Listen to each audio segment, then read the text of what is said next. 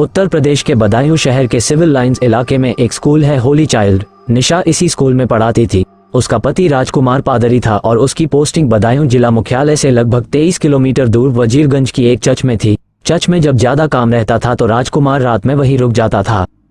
निशा को स्कूल की बिल्डिंग में ही रहने के लिए कमरा मिला हुआ था, जहां पर वह पति राजकुमार और 2 बेटियों रागिनी व तमन्ना के साथ रहती थी। राजकुमार और निशा की मुलाकात लखनऊ में पादरी के काम की ट्रेनिंग के दौरान हुई थी, जो कि VCCI संस्था द्वारा अपने धर्म प्रचारकों को दी जाती है। कुछ मुलाकातों के बाद दोनों एक दूसरे को पसंद करने लगे। निशा मूल रूप से गोरखपुर जिले की रहने वाली थी। उसके पिता दयाशंकर पादरी थे। निशा की बड़ी बहन शारदा की शादी बरेली निवासी रघुवीर मसीह के बेटे दिलीप के साथ हुई थी। इसी के चलते बहन के देवर राजकुमार से निशा की नजदीकियां बढ़ने लगी। दोनों जानते थे कि घर वालों को इस रिश्ते से कोई ऐतराज नहीं होगा, अतः दोनों ने अपनी पसंद की बात अपने परिवार वालों को बता दी थी। राजकुमार ने लखनऊ में अपनी ट्रेनिंग पूरी कर ली, लेकिन किन्हीं कारणों से निशा को ट्रेनिंग बीच में ही छोड़ देनी पड़ी। राजकुमार बरेली निवासी रघुवीर मसीह का बेटा था। रघुवीर मसीह पुलिस विभाग में वायरलेस मैसेंजर के पद पर बदायूं में तैनात था। सन 2014 में पारिवारिक सहमति से राजकुमार और निशा का विवाह हो गया। रघुवीर मसीह के 4 बेटे और 2 बेटियां थीं। सबसे बड़ा बेटा रवि था, जिसकी शादी बाराबंकी निवासी अनुराधा से हुई थी। दूसरा दिलीप था, जिसकी शादी निशा की बड़ी बहन शारदा से हुई थी। उससे छोटा राजकुमार था और सबसे छोटा राहुल। राजकुमार की पहली पोस्टिंग कासगंज जिले के सोरों कस्बे में नवनिर्मित चर्च में हुई थी। इसी बीच राजकुमार की शादी हो गई और रघुवीर मसीह ने कोशिश करके राजकुमार का तबादला कासगंज से वजीरगंज करवा दिया। शादी के बाद कुछ समय तो अच्छा कटा। राजकुमार की मां आशा मसीह ने नवविवाहिता बहू निशा को हाथों हाथ लिया, पर निशा को राजकुमार के घर का माहौल रास नहीं आया। इसलिए उसने पति से कहा कि वो घर में बैठकर वक्त बर्बाद नहीं करना चाहती। निशा इंटरमीडिएट पास थी और उसकी अंग्रेजी भाषा पर अच्छी पकड़ थी। वो सोचती थी कि किसी भी इंग्लिश स्कूल में उसे नौकरी मिल सकती है। नौकरी करने वाली बात निशा ने पति और सास ससुर से बताई तो उन्हें इस पर कोई ऐतराज नहीं हुआ। निशा को इजाजत मिल गई और थोड़ी कोशिश से निशा को होली चाइल्ड स्कूल में नौकरी मिल गई। कालांतर में निशा 2 बेटियों की मां बनी, जिनके नाम रागिनी और तमन्ना रखे गए। अब उनका छोटा सा खुशहाल परिवार था। वे स्कूल परिसर में स्थित कमरे में रहते थे। राजकुमार और निशा का दाम्पत्य जीवन काफी सुखद था। किन्हीं खास मौकों पर वे लोग बरेली चले जाते थे। बदलने लगी निशा की सोच। सब कुछ ठीक चल रहा था, पर वक्त कब करवट ले लेगा, इसका आभास किसी को नहीं था। स्कूल की नौकरी करते करते निशा को लगने लगा था कि राजकुमार से शादी करना उसके जीवन की सबसे बड़ी भूल थी। वह अच्छा खासा कमा लेती है। अगर उसने शादी की जल्दबाजी न की होती तो उसे कोई पढ़ा लिखा अच्छा पति मिलता और वह ऐश करती। ऐसे विचार मन में आते ही उसका दिल बेचैन होने लगा। जितना उसे मिला था उससे उसे संतोष नहीं था। उसकी कुछ ज्यादा पाने की चाहत बढ़ रही थी। कहते हैं अक्सर ज्यादा पाने की चाह में लोग बहुत कुछ गंवा देते हैं। निशा का भी यही हाल था। अब धीरे धीरे राजकुमार और निशा के जीवन में तल्खियां बढ़ने लगी। निशा छोटी छोटी बातों को लेकर मीन मेक निकालती और उससे झगड़ा करने की कोशिश करती। सीधे साधे राजकुमार को हैरानी होती थी कि निशा को आखिर हो क्या गया है। एक दिन निशा ने कहा, तुम क्या थोड़ी और पढ़ाई नहीं कर सकते थे? कम से कम मेरी तरह इंटर तो पास कर लेते। पढ़े लिखे होते तो तुम्हारा दिमाग भी खुला होता। मैं ज्यादा पढ़ा लिखा न सही, पर अपने काम में तो परफेक्ट हूँ। लोगों को अपने धर्म का ज्ञान बेहतर तरीके से देता हूँ। हालांकि मैं केवल हाई स्कूल पास हूँ, लेकिन मैंने ये ठान लिया है कि अपनी बेटियों को खूब पढ़ाऊंगा। राजकुमार बोला, बेटियों की फिक्र तुम छोड़ो, ये सब मुझे सोचना है कि उनके लिए क्या करना है। निशा ने पति की बात काटते हुए कहा। राजकुमार तर्क करके बात बढ़ाना नहीं चाहता था, इसलिए वह पत्नी के पास से उठ गया। दोनों बेटियों को साथ लेकर वह ये सोचकर घर से बाहर निकल गया कि थोड़ी देर में निशा का गुस्सा शांत हो जाएगा। थोड़ी देर बाद जब वह घर पहुंचा तो निशा नॉर्मल हो चुकी थी। राजकुमार ने राहत की सांस ली। निशा ने राजकुमार का खाना लगा दिया। तभी स्कूल का चपरासी 20 वर्षीय अर्जुन आया और वह निशा को चाबियां देते हुए बोला, मैडम, मैंने बाकी ताले बंद कर दिए हैं, आप केवल बाहरी गेट का ताला लगा लेना, मैं घर जा रहा हूँ। अर्जुन, बैठो, चाय पी कर जाना, निशा ने कहा। निशा के कई बार कहने पर अर्जुन कुर्सी पर बैठ गया। अर्जुन बाबा कॉलोनी निवासी ओमेंद्र सिंह का बेटा था। वह स्कूल में चपरासी था और उसका छोटा भाई किरणेश स्कूल के प्रिंसिपल के घर का नौकर था। कुछ देर में निशा चाय बना कर ले आई। चाय पीकर अर्जुन चला गया, लेकिन राजकुमार के दिल में कुछ खटकने लगा। उसने निशा से कहा, मुझे इस अर्जुन की आदतें कुछ अच्छी नहीं लगती। वैसे भी ये स्कूल का चपरासी है और तुम टीचर, तुम्हें अपने स्टैंडर्ड का ध्यान रखना चाहिए। निशा ने तुनक कर कहा, मैंने ऐसा क्या कर दिया जो तुम मेरे स्टैंडर्ड को कुरेद रहे हो? राजकुमार ने कोई जवाब नहीं दिया। वह बात को बढ़ाना नहीं चाहता था, लेकिन उस दिन के बाद निशा का ध्यान अर्जुन पर टिक गया। जब वह अकेली होती तो अचानक अर्जुन उसके जहन में आ बैठता। निशा के दिल के दरवाजे पर दस्तक दी। अर्जुन ने कुछ दिनों बाद राजकुमार की तबीयत खराब हो गई। वह कभी कभी 2 दिन तक चर्च में ही रुक जाता और बधाइयों नहीं आ पाता था। इस अकेलेपन ने निशा को गुमराह कर दिया। अर्जुन एक स्वस्थ और स्मार्ट युवक था, वैसे भी निशा के साथ वह घुलने मिलने लगा था। अब राजकुमार की गैर मौजूदगी में वह निशा के कमरे में आ जाता और उसकी बेटियों के लिए खाने पीने की चीजें ले आता था। निशा के मन में अर्जुन अपनी जगह बनाने लगा था। निशा भी अर्जुन के बारे में सोचती रहती थी। वो उसकी मजबूत बाहों में समाने के लिए बेताब रहने लगी थी। उधर अर्जुन निशा को चाहता तो था, लेकिन निशा के पति की वजह से पहल करने की हिम्मत नहीं जुटा पा रहा था। कहा जाता है कि फिसलन की ओर बढ़ने वाले कदम आसानी से दलदल तक पहुंच जाते हैं। यही निशा के साथ हुआ। एक दिन शाम को निशा के पास राजकुमार का फोन आया। उसने कहा कि वह आज रात को घर नहीं आ पाएगा। इस फोन कॉल ने निशा के दिल में हलचल मचा दी। उसके दिल की धड़कनें बढ़ गई। निशा के दिमाग में अर्जुन घूम रहा था।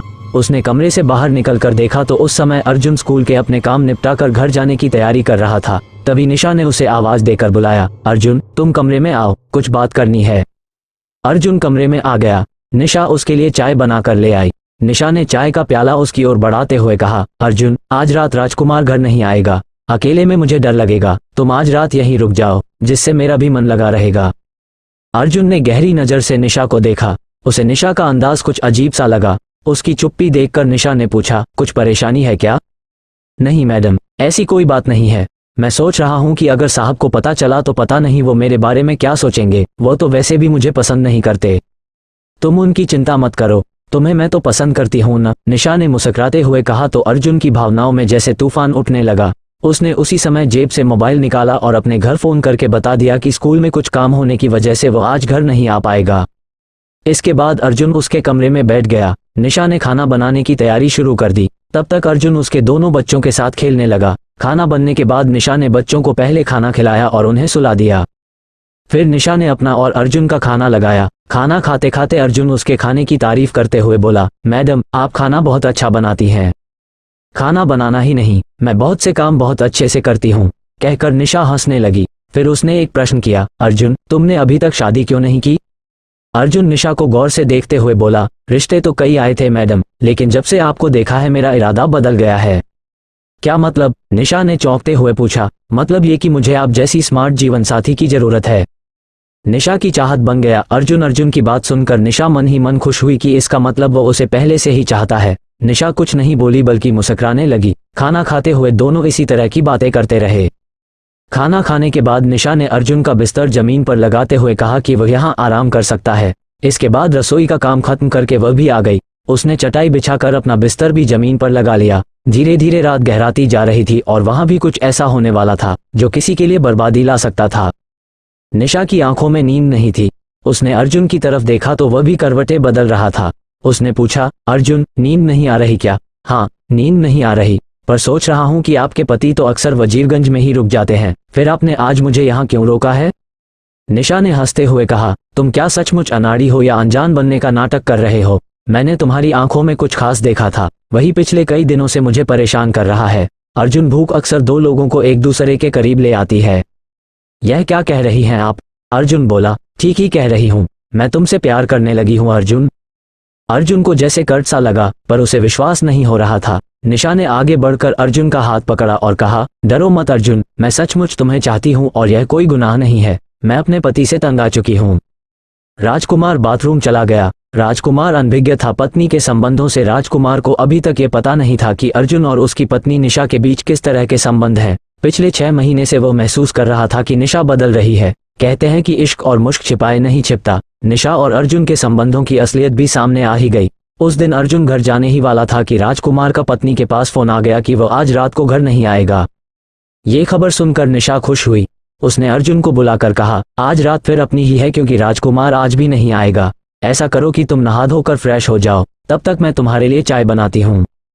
निशा ने गैस पर चाय चढ़ा दी। अर्जुन भी फ्रेश होने के लिए बाथरूम में घुस गया। फ्रेश होने के बाद वह निशा के साथ साथ चाय पीने लगा।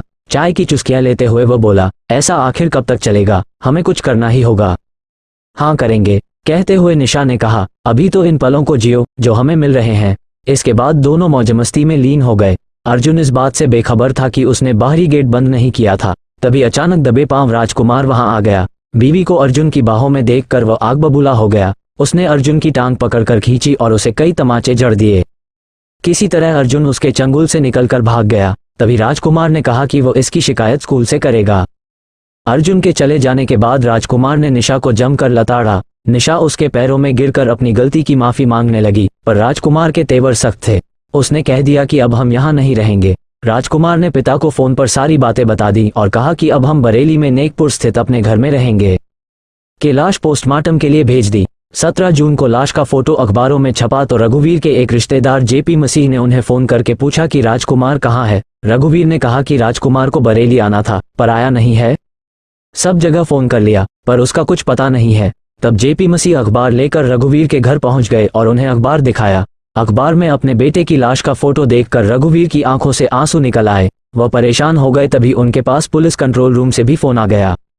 रघुवीर अपने रिश्तेदारों के साथ पोस्टमार्टम हाउस पहुंच गए और लाश की शिनाख्त बेटे राजकुमार के रूप में कर दी। निशा भी किसी से खबर पाकर घयाली आंसू बहाती हुई पोस्टमार्टम हाउस पहुंची। वह वहां इस तरह से रो रही थी जैसे उसका सब कुछ लुट गया हो।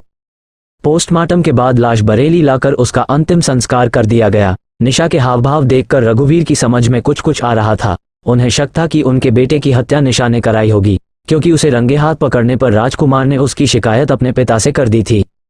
रघुवीर ने जांच अधिकारी के सामने अपनी पुत्रवधू और अर्जुन के नाजायज संबंधों का खुलासा कर दिया था। पुलिस ने अर्जुन को हिरासत में ले लिया। अर्जुन ने अपने हाथ पर ब्लेड से निशा का नाम लिख रखा था। पुलिस ने निशा और अर्जुन को आमने सामने बैठाकर पूछताछ की तो दोनों एक दूसरे पर इल्जाम लगाने लगे। उनकी दीवानेपन आशिकी की हवा निकल चुकी थी।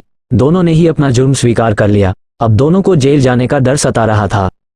पुलिस ने भादवी की धारा 302, 201 के तहत मुकदमा दर्ज करके उनसे विस्तार से पूछताछ की और कोर्ट में पेश कर जेल भेज दिया। रागिनी और तमन्ना ने मां बाप दोनों को खो दिया था। राजकुमार की मां आशा मसीह ने कहा कि उसे तो विश्वास ही नहीं हो रहा कि उनकी बहू उनके सीधे साधे बेटे को मरवा सकती है। अब इस उम्र में उन्हें अपने बेटे की बच्चियों की परवरिश के लिए जीना होगा। निशा के पिता दयाशंकर और मां गीता को बेटी के इस गुनाह पर अफसोस होता है। उन्होंने तो कभी कल्पना भी नहीं की थी कि निशा ऐसा भी कर सकती है। काश राजकुमार मौत की दस्तक को सुन पाता तो उसे अपनी जान से हाथ न धोना पड़ता।